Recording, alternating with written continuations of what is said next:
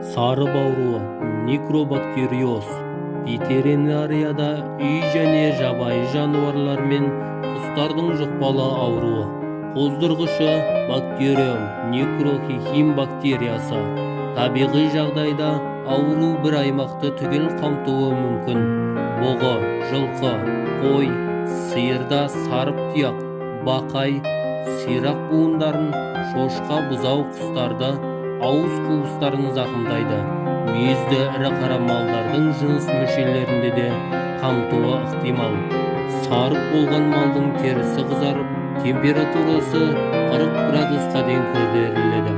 Сарып асқынғанда тері астынан сасық ірің жиналады, тұяғы түседі.